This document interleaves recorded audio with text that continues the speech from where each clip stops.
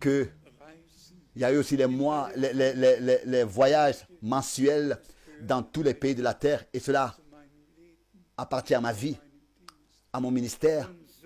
Et c'est ainsi que le contact dans le monde entier a été noué et rétabli d'une manière que maintenant tous les frères, partout où il y a des réunions de prière, des réunions, des églises où ils se rassemblent de manière locale, des assemblées locales, que là où ils sont avec le peuple de Dieu, ils soient liés avec Dieu et qu'ils soient ensemble pour écouter les dernières paroles qui peut-être seulement 2 fois par mois, le premier et le dernier dimanche sont donnés de chaque mois. Mais nous sommes arrivés dans une situation très nouvelle. Nous sommes maintenant dans une situation très nouvelle. Plus rien ne sera comme c'était aussi dans le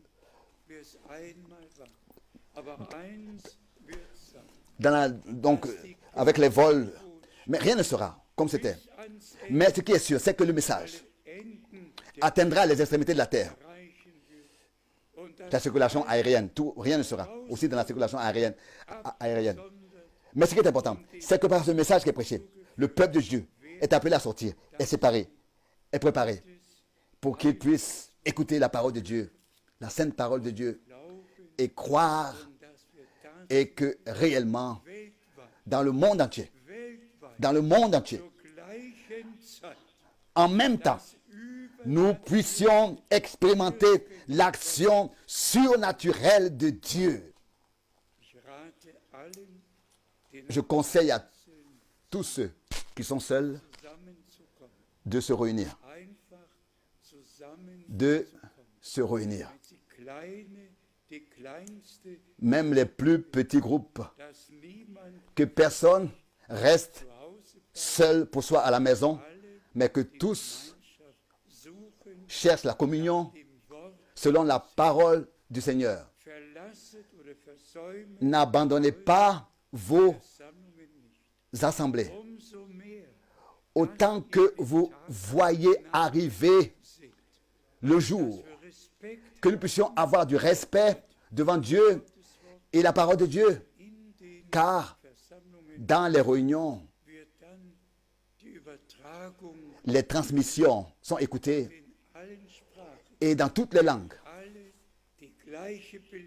Tous ainsi reçoivent le même enseignement au même moment et ainsi le Seigneur, par sa grâce, achèvera son œuvre de la rédemption dans les siens. Aussi certain qu'il l'a promis et aussi certain qu'il a dit que le dernier message, le message original, la sainte parole de Dieu, le plein évangile, encore une fois, sera prêché à tous les peuples, les langues et les nations, comme un témoignage. Et les véritables croyants seront appelés à sortir et croire et seront préparés. Aussi certain, le Seigneur, aussi de tous les peuples, les langues et les nations, visitera son troupeau racheté par son sang, qui croit sa parole, qui a cru sa parole. Et ça aussi, j'aimerais le dire. La vraie foi est vraiment liée à l'obéissance.